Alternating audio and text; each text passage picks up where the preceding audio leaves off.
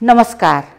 अन्तर्राष्ट्रिय श्रमिक महिला दिवस 8 मार्च 2025 को उपलक्ष्यमा देश तथा विदेशमा रहनुहुने समस्त श्रमजीवी वर्गहरूमा नेपाल ट्रेड युनियन महासंघ जीफन्ड र मेरो व्यक्तिगत तर्फबाट हार्दिक मङ्गलमय शुभकामना।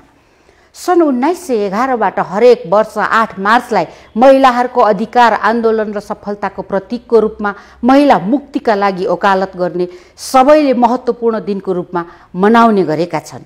नेपालमा पनि यो दिनलाई महिला अधिकारहरूका लागि विश्वभरि भएका आन्दोलनको सम्मान र सम्झनामा अन्तर्राष्ट्रिय श्रमिक महिला दिवस 8 मार्च मनाउँदै आएका छौँ।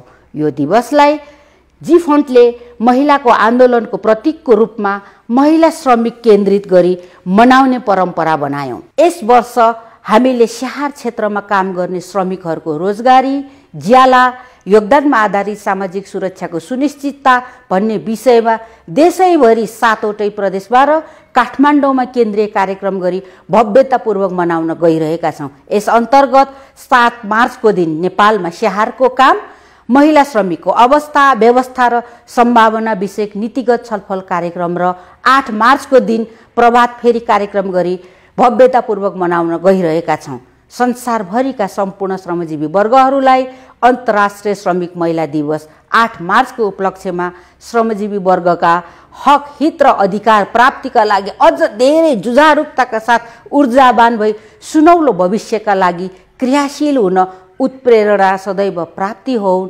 सबैमा हार्दिक शुभकामना व्यक्त गर्दछु। धन्यवाद।